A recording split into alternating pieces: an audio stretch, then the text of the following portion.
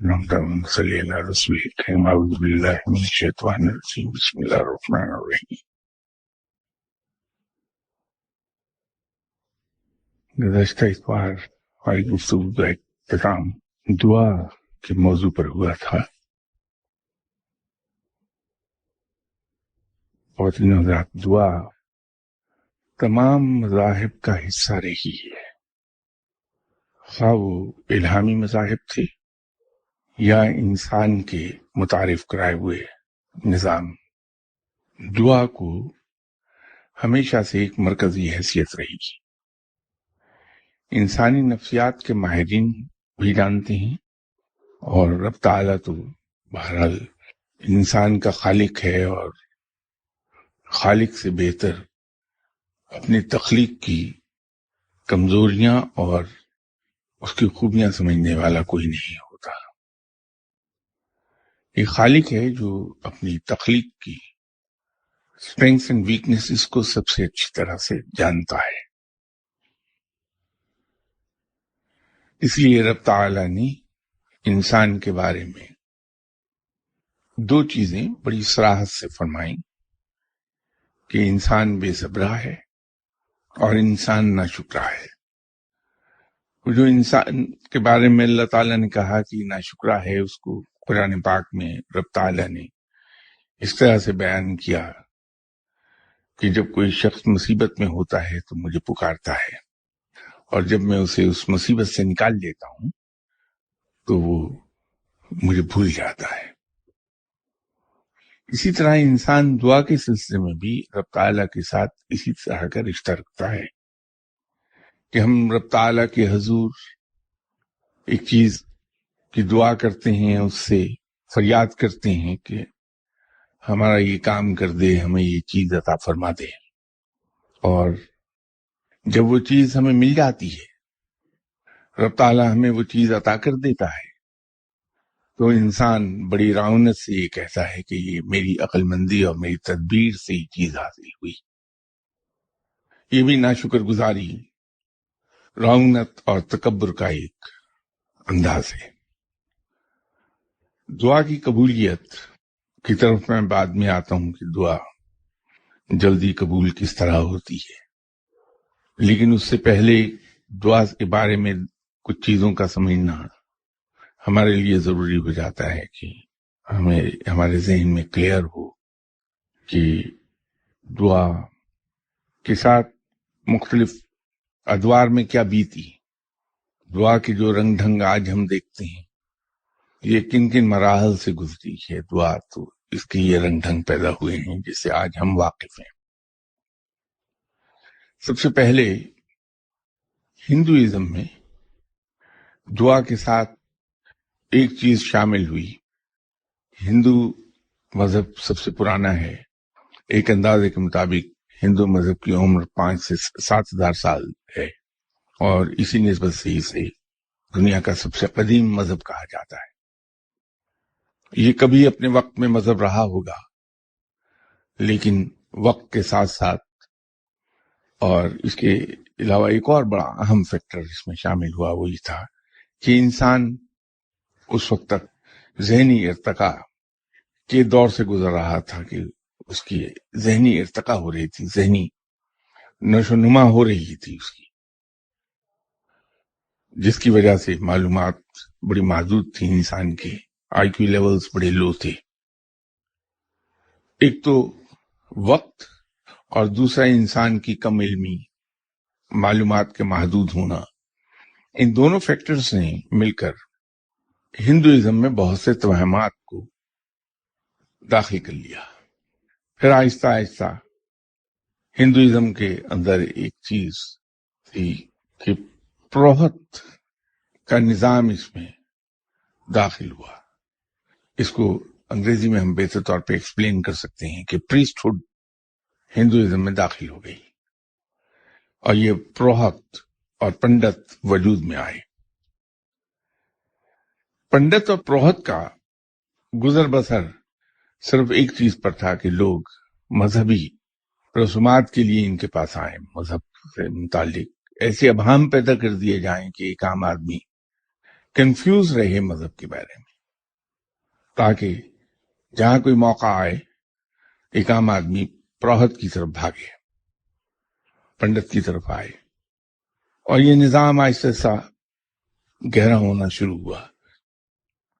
پھر اپنی اہمیت معاشرے میں اور زیادہ کرنے کے لیے کہ لوگ نہ صرف ہماری عزت کریں بلکہ ہم سے خوفزدہ بھی رہیں، انہوں نے رفتہ رفتہ دعا، جو بڑا سادہ عمل تھا، اس کو یہ رنگ دینا شروع کیا کہ صاحب اللہ تعالیٰ اپنے قریبی لوگوں کی دعا جلدی سنتا ہے۔ یہ ایک تاثر پیدا کیا۔ اس کے ساتھ ہی ساتھ ایک تاثر اور پیدا کیا کہ وہ بھگوان کو ایک میٹریل شکل دے دی، بت بنا دیے۔ اللہ تعالیٰ کی جو ایٹریبیوٹس اس وقت کے ہندوازم میں بیان کیے گئے تھے، رب تعالیٰ کی مختلف صفات کو انہوں نے ایک شکل دے دی۔ جیسے اللہ تعالیٰ کی ایک صفت ہے غنی، اور اس کے خزانے بے پایہ ہیں، وہ اپنے خزانے سے اپنی مخلوق کو عطا کرتا ہے۔ تو اللہ کی یہ جو صفات تھیں، اس کو انہوں نے لکشمی کی شکل دے دی۔ اللہ تعالیٰ مدد کرتا ہے سب کی، بگڑی کو بناتا ہے، بگڑی کو سنوارتا ہے، وہ آل ٹائم پاورفل ہے۔ اس کو انہوں نے گنیش کی شکل دے دی۔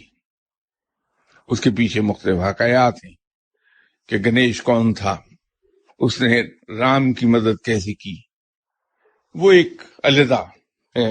اس کو لٹریچر کی زبان میں ہندو مائتھولوجی کہا جاتا ہے۔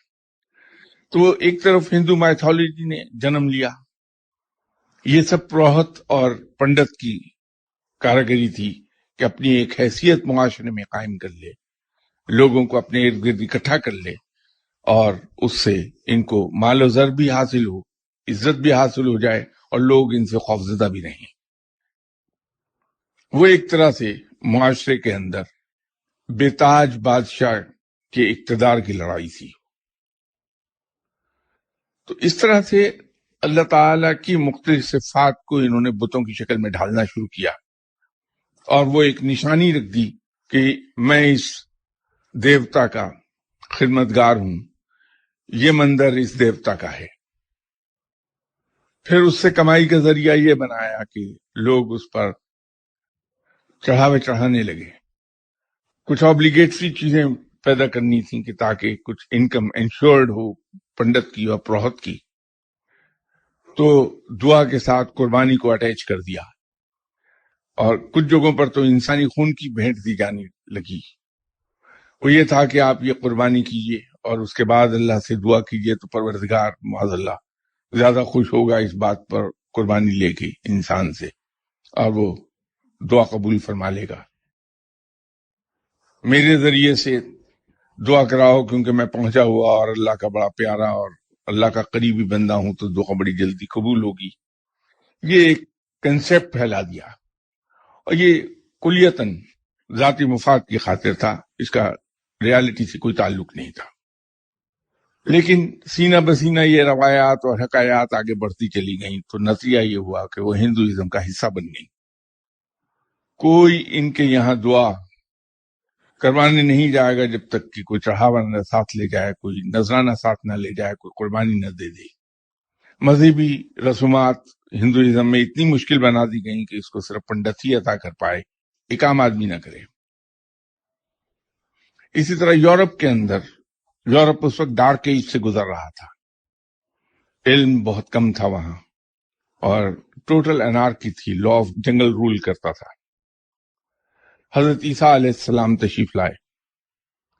حضرت عیسیٰ علیہ السلام نے اللہ کا پیغام وہاں بھی پھیلایا، اور وہاں جو دعا کے ساتھ ایسی چیزیں منسلک ہو گئی تھیں، کیونکہ دعا کے ساتھ ہمیشہ دو چیزیں منسلک ہو جایا کرتی ہیں، شرک اور غلو، مبالغہ۔ تو وہاں بھی دعا کے ساتھ شرک بھی شامل تھا، اور مبالغہ یا غلو صحیح لفظ ہے وہ بھی شامل تھا۔ تو حضرت عیسیٰ علیہ السلام نے اس چیز کو دور کیا اور اللہ تعالیٰ کا پیغام پھیلایا، اس چیز کو بالکل لوگوں کے سامنے آئینے کی طرح صاف کیا کہ دعا رب تعالیٰ کے حضور کسی طرح بھی مانگی جا سکتی ہے، اس میں نہ انسان کے پہنچے ہوئے ہونے کی کوئی شرط ہے، نہ کسی قربانی کی ضرورت ہے، نہ کسی خاص مقام کی ضرورت ہے۔ انسان جب چاہے اپنے رب کے ساتھ رجوع کر لے، جب چاہے اپنے رب کے حضور دعا کر لے، اور حضرت عیسیٰ علیہ السلام نے بھی یہ پیغام دیا کہ رب تعالیٰ دعا سننے والا ہے، دعا قبول کرنے والا ہے، دعا پوری کرنے والا ہے۔ لیکن somehow or the other ہوا یہ کہ حضرت عیسیٰ علیہ السلام کے انتقال کے فوراً بعد یورپ کے اندر پادری نے بالکل پروہت اور پنڈت کی طرح ہاتھ پاؤں پھیلانے شروع کیے، اور وہاں بھی یہ طریقہ رائج پا گیا کہ صاحب میرے پاس تشریف لائیے، میں آپ کی مغفرت کی دعا کروں گا، میرے سامنے کنفیشن کیجئے، اتنی فیس ادا کیجئے، میں دعا کر دوں گا، آپ بخشے جائیں گے۔ یہ پادری نے اپنے لیے وہاں بھی یہ راستے بنائے، اور آہستہ آہستہ پادری کی گرفت یورپ میں اتنی ہی مضبوط ہو گئی، عیسائی معاشرے میں اتنی ہی مضبوط گرفت ہو گئی جتنی انڈیا میں پروہت اور پنڈت کی تھی۔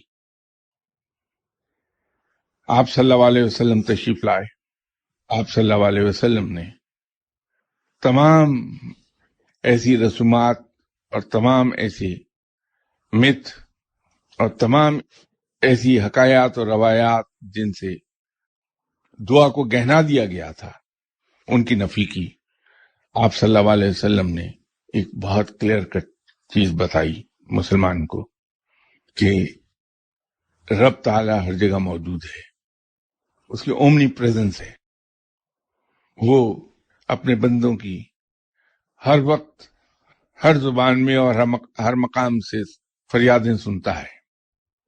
حتیٰ کہ عبادت کے لیے آپ صلی اللہ علیہ وسلم نے بات کلیئر کر دی مسلمانوں پر کہ آپ پر مسجد کی پابندی نہیں ہے عبادت کے لیے، پوری روئے زمین اگر اس پہ کوئی ظاہری گندگی نہیں پھیلی وہ آپ کی جائے نماز ہے، آپ اللہ کی عبادت کر لیجئے، کسی جگہ بیٹھ کے نماز ادا کر لیجئے، نوافل پڑھ لیجئے۔ تو مسلمان کو یہ سہولت حاصل ہو گئی کہ اللہ کی پوری زمین اس کے لیے جائے نماز ہے، بشرطے کہ کوئی ظاہری گندگی دکھائی نہ دے رہی ہو۔ اسی طرح آپ صلی اللہ علیہ وسلم نے ایک بات واضح کر دی کہ ہر شخص اللہ کے حضور دعا کر سکتا ہے، اللہ تعالیٰ ہر ایک کی سنتا ہے، اس کے لیے کوئی ضرورت نہیں کسی پہنچے ہوئے انسان کو تلاش کرنے کی، کسی بزرگ کے پاس بھاگے جانے کی۔ اللہ تعالیٰ ہر ایک کی سنتا ہے، اس کو اپنی ساری مخلوق بہت عزیز ہے۔ البتہ وہ لوگ جو تقوی کرتے ہیں وہ باعزت ہیں معاشرے میں۔ یہ عجیب سی بات ہے کہ رب تعالیٰ گناہگاروں کی بھی دعائیں قبول کرتا ہے، اور جو عجیب بات میں کہہ رہا ہوں وہ یہ ہے کہ نیک آدمی کی دعا تو شاید دیر میں قبول ہوتی ہو، گناہگار کی دعا بڑی جلدی قبول ہو جاتی ہے۔ میں یہ بات کہہ کے یہ سجیسٹ نہیں کر رہا کہ ہم سب گناہ کرنے لگ جائیں تاکہ دعائیں ہماری قبول ہوں جلدی، بلکہ اس لیے ہے کہ رب تعالیٰ اپنا ظرف دکھاتا ہے کہ میں رب ہوں، اور میں اتنے بڑے ظرف کا مالک ہوں کہ تم میری نافرمانی کرتے ہو صبح سے شام تک، اس کے باوجود میری ربوبیت کی شان یہ ہے کہ میں تمہاری دعا اپنے ان لوگوں کی نسبت جلدی سن لیتا ہوں جو میرے فرما بردار ہیں۔ یہ وہ شان ربوبیت دکھاتا ہے، اس کی شان یہ ہے کہ وہ ہماری طرح چھوٹی چھوٹی باتوں کو کبھی گرفت نہیں کرتا، بلکہ وہ نظر انداز کرتا ہے اور اپنی مخلوق کو پالتا ہے۔ اسی طرح ایک چیز یاد رکھیے کہ وہ گناہگار جو گناہ کرتا ہے اور اللہ کے حضور سچے دل سے توبہ کرتا ہے، وہ کہیں بہتر ہے اس پارسا سے، اس زاہد سے جو توبہ کی طرف نہیں آتا۔ کیونکہ یہ تکبر کا ایک رنگ ہے اور رب کو تکبر پسند نہیں ہے. تکبر صرف اللہ کو سزاوار ہے، اللہ کے علاوہ کسی کو نہیں.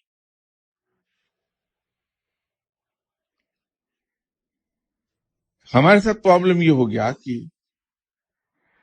ہم لوگ ہندو معاشرے میں رہتے رہتے ان سے انفلوئنس ہو گئے. بلکہ یوں کہیے، یہ کہنا زیادہ درست ہوگا کہ ہمارے اینسسٹرز ہندو سے مسلمان تو ہوئے، اللہ نے ان پہ رحم کیا، ان پہ احسان کر دیا، اور اللہ نے انہیں راہ راست دکھا دی کہ اللہ کے دین کی طرف آ گئے، جو صحیح راستہ تھا ادھر آ گئے. لیکن ہم نے اپنے عقائد بدل ڈالے، رسومات ہم لیتے آئے اپنے ساتھ، رسومات نہیں چھوڑ سکے. عقائد کا تعلق ہمارے دین سے ہے، رسومات کا تعلق ہمارے معاشرے سے ہے. تو دین اور معاشرہ ہم نے گڈمڈ کیا، جبکہ اسلام کے اندر معاشرہ بنتا ہی دینی اقدار پر ہے. کیونکہ اسلام ایسا دین ہے جس میں انسان پورے کا پورا داخل ہوتا ہے، اسے قبول نہیں کرتا بلکہ اس میں داخل ہو جاتا ہے، یا بالکل شٹل کاک برقعے کی طرح اوڑھ لیتا ہے اپنے اوپر انسان. تو زندگی کا کوئی پہلو ایسا نہیں ہے جس میں اسلام کا فرمانا ہوتا ہو. اس لیے مسلمان معاشرہ، اس کی جتنی رسومات ملیں گی وہ سب کی سب دین اسلام کے ماتحت ہونی چاہیے.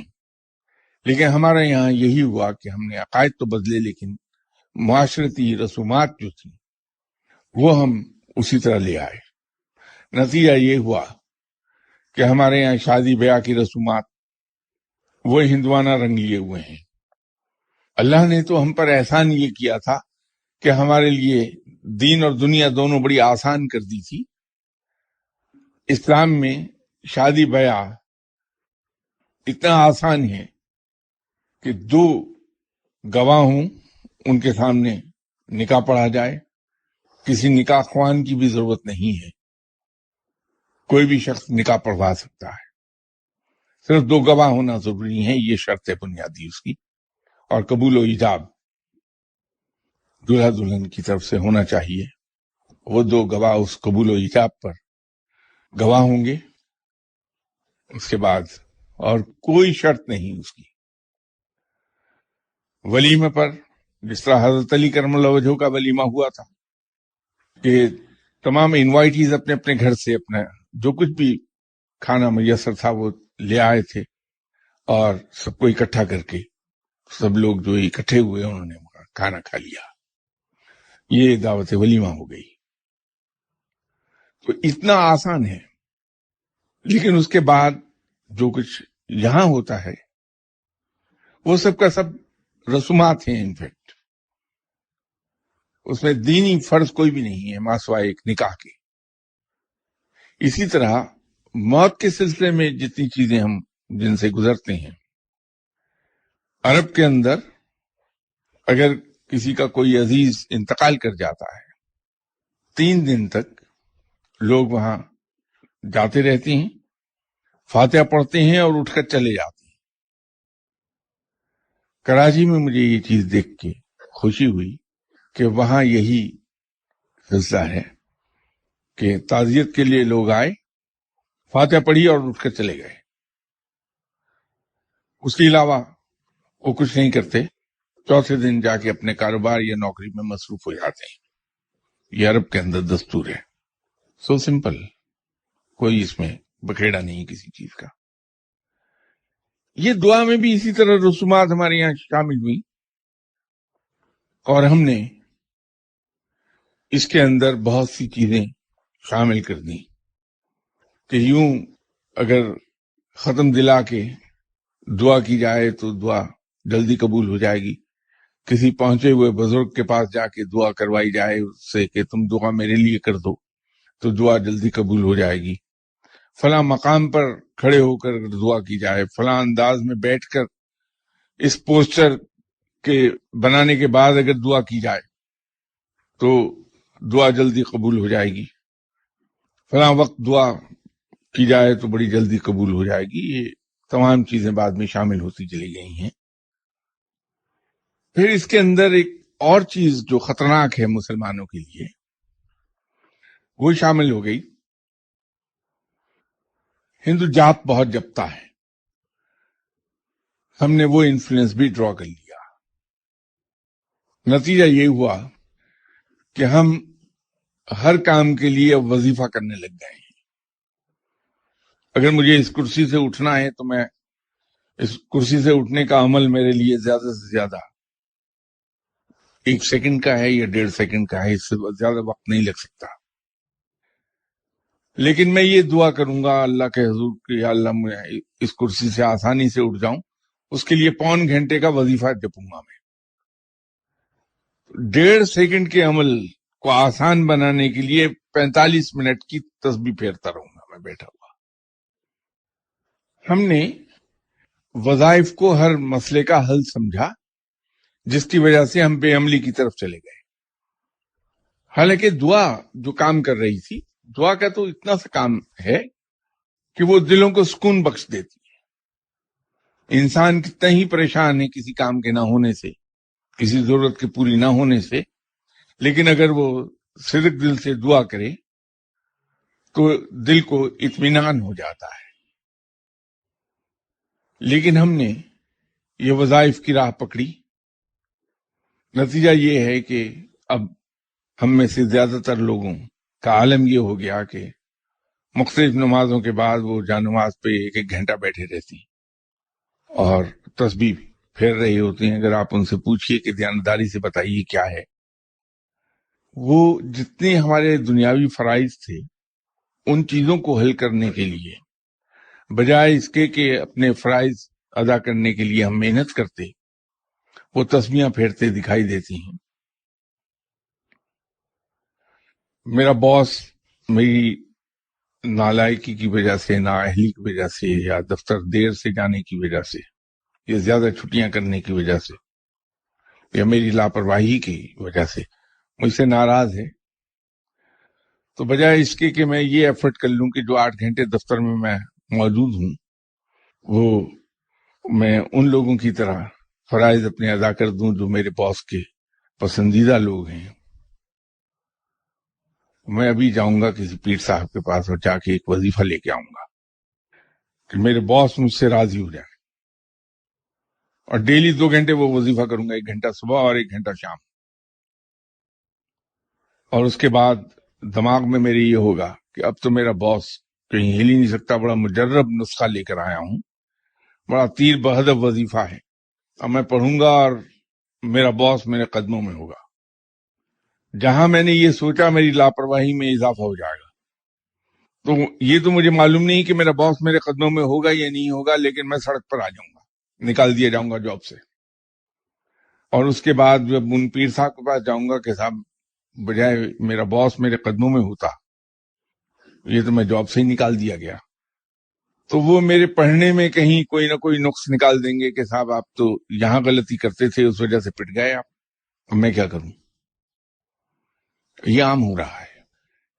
جبکہ آپ صلی اللہ علیہ وسلم نے ایک بات بڑی کلیئرلی فرمائی تھی دعا کے بارے میں، جو ایگزیکٹ الفاظ ہیں وہ تو یہ ہیں کہ اللہ تعالیٰ ہر ایک کی دعائیں سنتا ہے، ان کو پوری کرتا ہے، توقع کہ اس کے اندر کسی گناہ کے لیے دعا نہ کی گئی ہو یا کسی رشتہ دار سے ناطہ توڑنے کی دعا نہ کی گئی ہو. اس کا جو عربی کا صحیح الفاظ میں ترجمہ ہوگا، خاصا ثقیل ہے اردو کا، کہ انقطاع قرابت داری، اس کی دعا نہ ہو. اور ایک جگہ آپ صلی اللہ علیہ وسلم نے فرمایا کہ خلاف فطرت دعائیں قبول نہیں ہوتی. ایسی دعائیں جو لا آف نیچر کے اگینسٹ ہوں، جیسے میں اگر بیر کا درخت لگا کے سارا دن دعا کرتا رہوں کہ یا اللہ سیب اس درخت سے اگائے، تو پوری نہیں ہوگی. یہ والٹیئر نے بھی کہا تھا. والٹیئر فرانس کا ایک بڑا مشہور فلاسفر تھا. उसने भी कहा था کہ لا آف نیچر کے خلاف کی گئی دعا کبھی قبول نہیں ہوتی. ایک اور فلاسفر گزرا جو ہم تو اسے نیم دیوانہ کہتے ہیں، لیکن جو اس سے متاثر ہیں جو لوگ اسے وہ مجذوب دانشور کہتے ہیں، وہ تھا نوتشے. نوتشے نے بھی یہی کہا. ایک اور فلاسفر تھا فرانسی کا، بینجامن فرینکلن. یہ بھی دعا کا بڑا معتقد تھا. اس کا کہنا بھی یہ تھا کہ دعا بگڑے ہوئے کاموں کو بنا دیتی ہے. گرچہ ان کی جو فلسفی ہے، بینجامن فرینکلن ہو، والٹیئر ہو یا نوتشے ہو، ان سب کی فلسفی کے مطابق تو یہ ہے کہ دعا اس طرح سے کام کرتی ہے کہ جب کوئی مایوس انسان اللہ کے حضور دعا کرتا ہے تو دعا اسے دو چیزیں عطا کر دیتی ہے. ایک اطمینان قلب یا ذہنی اطمینان، اور دوسرا اس کی مایوسی کو ختم کرتی ہے. جب دل سے مایوسی ختم ہوتی ہے انسان کی تو اس کے اندر جدوجہد کی امنگ دوبارہ پیدا ہو جاتی ہے اور وہ نئے جذبے کے ساتھ محنت کرتا ہے. اور وہی کی نوٹ ہوتا ہے، وہی ٹرننگ پوائنٹ آتا ہے جب انسان نئے جذبے کے ساتھ محنت کرتا ہے تو کامیابی حاصل کر لیتا ہے. یہ فلسفی ہے ان کی. مسلمان کے لیے تو بڑا سمپل ہے کہ وہ کسی وقت پر بھی کسی زبان میں اور کسی مقام سے اللہ کے حضور دعا کر لے، رب تعالیٰ دعا سنتا ہے. یہ ہر بندے کی سن لیتا ہے، لیکن مسلمان کو یہ چاہیے کہ جتنی سادگی میں رہے اتنا بہتر. تو سادہ فارمولا یہ ہے کہ آپ کسی وقت، کسی مقام اور کسی زبان دعا کیجئے، رب تعالیٰ دعا سن لے گا. ہاں البتہ اس کے اندر ایک بنیادی شرط ہے، اور وہ میں نے کچھ فلاسفرز کے نام لیے ابھی. اس میں زینو بہت آگے تھا. اس ایک اور فلاسفر گزرا، زینو اس کے اندر بہت ہی پختہ یقین رکھتا تھا کہ دعا قبول اگر ہوگی تو اس کے لیے مان کا ہونا بڑا ضروری ہے. مان اس طرح سے کہ میرا ایک یقین ہے اپنے رب کے بارے میں کہ میرا رب مجھے کبھی بے سہارا نہیں چھوڑے گا. یہ ایمان ہے میرا، بلکہ ایمان سے دو ہاتھ آگے جا کے دوسرا جو میرے دل میں ایک بہت پختہ یقین ہے کہ میرا رب بڑا مہربان ہے. وہ مجھے پالتا ہے، یا سادہ الفاظ میں اس کو یوں کہیے کہ میرے دل میں ایک انتہائی پختہ یقین ہے کہ میرا رب ہے. مجھ سے کبھی کسی زمانے میں ایک صاحب نے ایک سوال پوچھا، ہاں غالباً اشفاق صاحب تھے، کہ آپ اللہ کو رب کیوں کہتے ہیں؟ اس لیے کہ میں اللہ کو رب نہیں کہتا توقع کہ کوئی گفتگو یا تحریر کی مجبوری نہ آن پڑے، تبھی اسے میں رب کو اللہ لکھوں گا، ورنہ میں اللہ کو رب کہتا ہوں. تو میں نے ان سے ایک بات کہی کہ جب میں اپنے رب کو اللہ کہتا ہوں تو نہ جانے کیوں مجھے غیریت کا احساس ہوتا ہے کہ میں اپنے رب سے جدا ہو گیا، دوری آ گئی میرے درمیان اور میرے رب کے درمیان دوری ہے. لیکن جب میں اسے رب کہتا ہوں تو مجھے ایسا لگتا ہے کہ میں رب کی کملی میں سمایا ہوا ہوں، وہاں دوئی نہیں ہے، قربت ہے بہت زیادہ. کیونکہ اس کے اندر جب میں اسے رب کہتا ہوں تو مجھے یوں لگتا ہے کہ میں اپنے رب کے احسان کا اعادہ کر رہا ہوں بغیر الفاظ ادا کیے، کہ میں اس کا احسان مند ہوں کہ وہ مجھے پال رہا ہے. اور یہ پالنا صرف کھانے تک محدود نہیں ہے، پانا بہت وسیع المعنی لفظ ہے. وہ میری حفاظت کر کے بھی مجھے پال رہا ہے، وہ میرے سفر مختصر کر دیتا ہے اپنی رحمت کے صدقے، میرے نزدیک یہ بھی پالنا ہے۔ وہ مجھے توفیق دیتا ہے کہ میں گفتگو کر لوں، تو میرے نزدیک یہ بھی پالنا ہے۔ زندگی کا کوئی شعبہ، کوئی پہلو میں لے لوں، وہ ہر طریقے سے مجھے پال رہا ہے۔ یہ اتنا وسیع المعنی لفظ ہے۔ تو جب اللہ کو رب کہا جاتا ہے تو میرے دل میں یہ احساس ہوتا ہے کہ میں اس کی احسان کا اعادہ کر رہا ہوں، میں احسان شناسی کر رہا ہوں۔ تو یہ مجھے اس سے اور زیادہ قریب لے جاتا ہے کہ بار بار جب میں یہ اس کا احسان مانتا ہوں تو میرے دل میں یہ یقین اور پختہ ہونے لگتا ہے کہ میں احسان مند ہوں اپنے رب کا، کہ وہ مجھے پال رہا ہے۔ تو وہ قربت کا باعث بنتا ہے، وہ احسان مندی قربت میں تبدیل ہوتی ہے۔ یوں میں اللہ کو رب کہتا ہوں۔ تو یہ جب انسان کے دل میں یہ یقین پیدا ہو جائے کہ میرا رب میری دعا ضرور سنے گا، اس لیے نہیں کہ میں اسے پسند ہوں، اس لیے نہیں کہ میں نے کوئی وظیفہ پڑھا ہے، صرف اس لیے کہ وہ میرا رب ہے، اور یہ اس کی شان ربوبیت ہے کہ اپنے بندے کی، وہ خواہ کتنا ہی گرا ہوا بندہ کیوں نہ ہو، ہم مجھ جیسے ہی بندہ کیوں نہ ہو، اس کی بھی وہ سن لیتا ہے۔ تو اس کی وہ جو شان ربوبیت ہے، اس پر اگر یقین پختہ ہے تو میرے الفاظ میں ایک زور پیدا ہوگا کہ میں ابھی یہیں سے ایک لیٹر لکھوں گا رب تعالیٰ کے نام کے، یا باری تعالیٰ مجھے رات 9 بجے سے پہلے اتنا پیسہ چاہیے، تو دے۔ یہ جو مان ہے کہ یہ میں اپلیکیشن اپنے رب کو دے رہا ہوں، ایسا رب جو دعاؤں کو سنتا ہے، فریاد کو پورا کرتا ہے، جو مجھے پالتا ہے، تو جب اس یقین کے ساتھ میں اس سے ایک بات کہوں گا تو پوری ہو جائے گی۔ بات صرف یقین کی ہے۔ حضرت عیسیٰ علیہ السلام نے بھی یہ کہا تھا، انجیل میں تحریر ہے، انجیل متی میں، کہ جب دعا مانگو رب سے تو پھر یہ نہ سوچو کہ شاید پوری ہوگی کہ نہیں ہوگی، نہ رب سے یہ کہہ کے مانگو کہ اگر تو چاہے تو مجھے عطا کر دے، بلکہ رب سے یہ کہہ کے مانگو کہ تو دے۔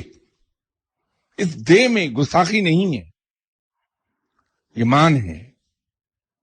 جیسے ایک بچہ اپنے باپ کے ساتھ ضد کرتا ہے کہ یہ کھلونا لے کے دیں مجھے آپ، باپ، ہم تو انسان ہیں، رب کے خزانے تو بے پایا ہیں، تو باپ اپنے بچے سے کہتا ہے کہ میرے پاس پیسے نہیں، کہ نہیں آپ کے پاس ہیں، ابھی دیں مجھے آپ۔ اب یہ گستاخ نہیں ہو رہا باپ کے لیے، بلکہ یہ مان ہے اس کا اپنے باپ پر کہ میرا باپ بڑا امیر ہے اور یہ قادر ہے اس بات پر کہ یہ کھلونا خرید دے مجھے۔ اس مان کے تحت وہ باپ کے ساتھ کہتا ہے کہ نہیں مجھے لے کے دیں، ابھی آپ لے کے دیں، میں لوں گا۔ یہ ضد نہیں ہے، یہ مان ہے، یہ یاد رکھیے، نہ وہ گستاخی ہے۔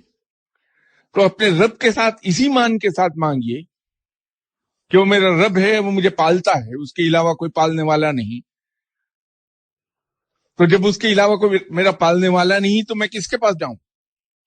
تو بے شک اپنے رب سے کہہ دیجئے کہ میں تو تجھے رب جانتا ہوں کہ تو رب ہے، یہ مجھے دے، یا پھر کوئی تو اور رب مجھے بتا جس کے پاس میں چلے جاؤں، میں تو صرف تجھے رب جانتا ہوں۔